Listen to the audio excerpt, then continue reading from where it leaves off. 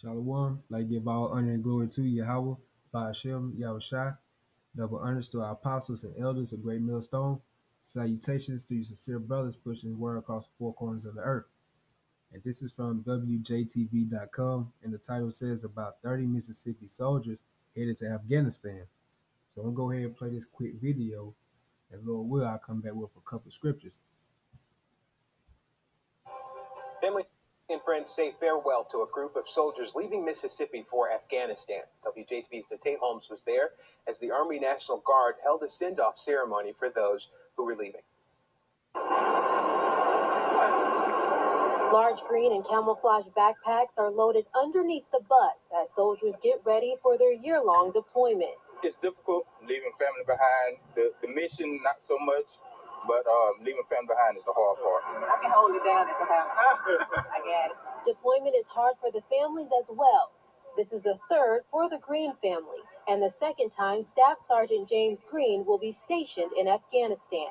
The days was getting closer and closer and closer, and it's gotten pretty emotional for me. But for Private First Class Brianna Woodruff and many others, this is their first time leaving home.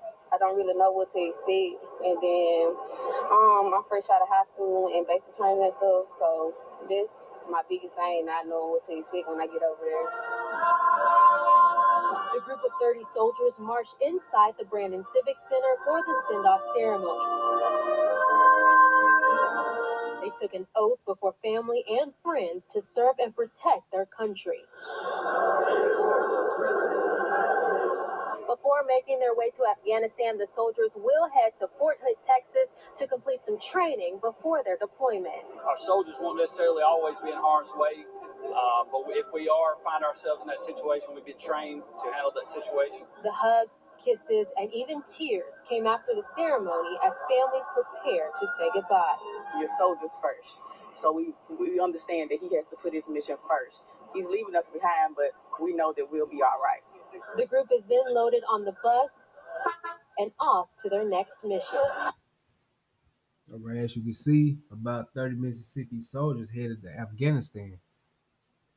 And majority of these soldiers in this video clip are you so-called Negroes. You know, you're part of the tribe of Judah, according to the scriptures. But those of our people that want to hold on to America, defend for America, you're going to die. And so the ones that I go over there in the Middle East, which is Yahweh Shaphat, the Most High's judgment, you're going to die. No ifs, ands, or buts about it, because you defending a place that the Most High already prophesied thousands of years ago that he was going to destroy. So here you are as a mortal being trying to protect a place that the Most High already said he's going to tear down. And there's not going to be any remainder of this place anymore.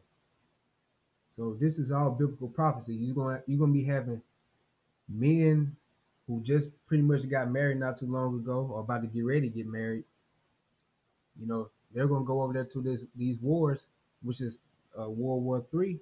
We're in the initial stages of World War III. You're going to have these men going over there, and you also going to have women going also as well.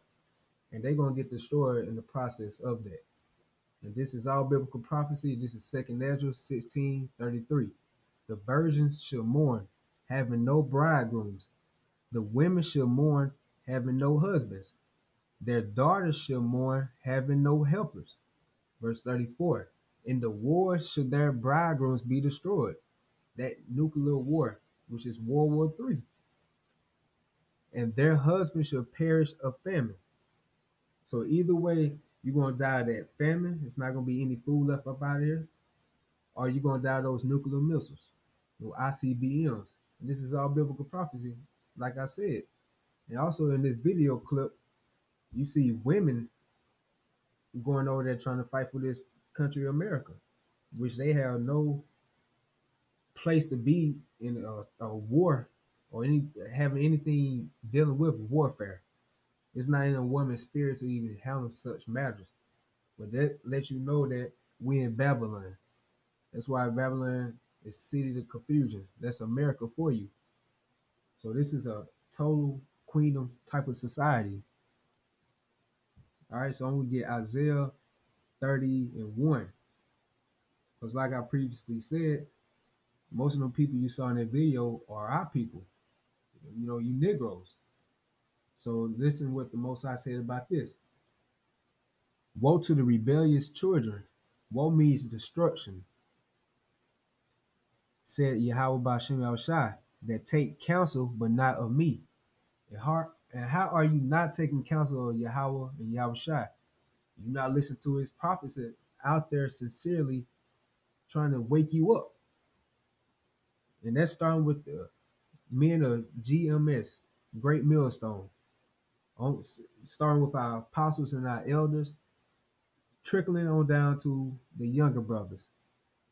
We out there proclaiming the word of Yahweh and Yahushua, trying to get you to see the picture, but it's a spiritual block on most of you people. So we know everybody's not going to get it. And I'm just doing this video for edification's sake, and I'm also doing it just in case one of these, U.S. soldiers from Mississippi or any other place, they wake up to the fact that who they are, and they wake up to the fact that what they fighting for is BS. You're gonna see pretty soon that this American dream is false, and you've been lied to all throughout your life, and this place is gonna get destroyed. And either you get with it, or you're gonna die. That's how I want to sum it up like that. And that's the spirit of Yahweh Ba'Shem Yahushai. He's not playing, man. We at the end of this place. World War III, we are in the initial stages of it, and you still have our people trying to defend this place. They want to stay in Egypt like they did back in the ancient world. So nothing is new under the sun. And also how it says, whatsoever is written aforetime is written for our learning. So those same people that wanted to fight and defend Egypt, they back here again today. They want to fight and defend America. Because when you see Egypt in the scriptures, that's spiritually, that's talking about America. Sometimes they'll go into the ancient Egypt, actually, when that was on the earth. But a lot of times throughout, scriptures, you will see Egypt that's spiritually talking about America, aka Babylon the Great.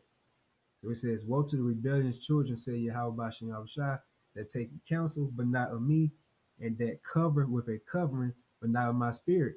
Are you in the spirit of the American dream, continuation of the American life, which you pretty much is oblivious that it's going to get destroyed? That they may add sin to sin. Yeah, because what you're doing, you worshiping Esau. You worship him as your God, not your true power is Yahweh and Yahushua. The Most High's name is Yahweh. His son's name is Yahushua. So you're not worshiping them, who you're supposed to be worshiping. You want to fight and defend for your enemy, which is the white man, Esau, according to the scriptures. Verse 2, that walk to go down into Egypt, spiritually talking about America, and have not asked at my mouth to strengthen themselves in the strength of Pharaoh and to trust in the shadow of Egypt. Yeah, you want to stay on that protection of America. And so by you thinking that you fighting for America and you doing so-called good deeds, you're going to get some type of military compensation or, benefits. So you under that vibration thinking, okay, I'm doing something right for my country. But in actuality, you're going against the Most High, the true power of this earth. And you're going to find out that you made a big mistake by going over there. Okay?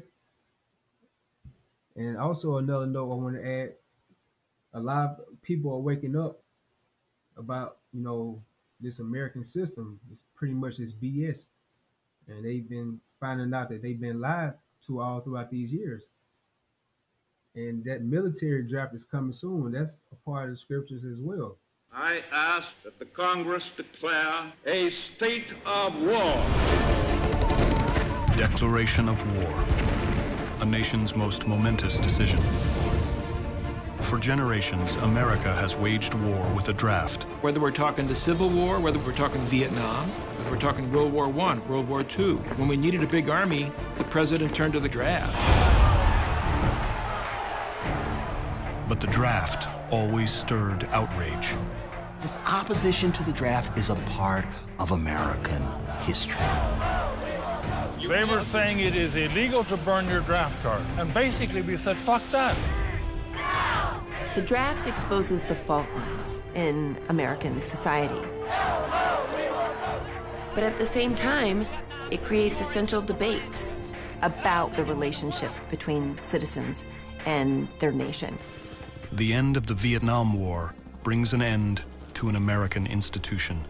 When Nixon ended the draft, he established a new contract with the people. Service was going to be voluntary. Today, men and women who serve in the military are there because they want to serve, and the country's a better place for it. Today, no American is required to fight, and few do. For most of our history, part of being an American was serving your country.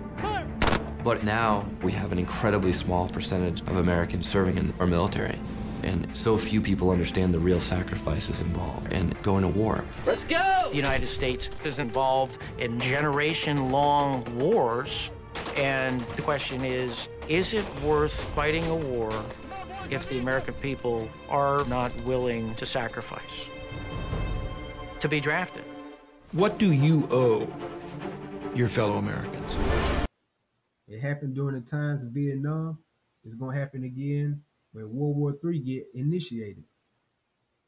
So let there be some note right there, some type of notation for you so-called Negroes, Latinos, and Native Americans who are still trying to defend this so-called white man in his country. You know, so you need to wake up. If you don't, you're going to get destroyed. That's pretty much it. You know, I want to say all praises to Yahweh by Hashem Yahushua, double honors to our apostles and elders of Great Millstone. Salutations to you sincere brothers. Shalom.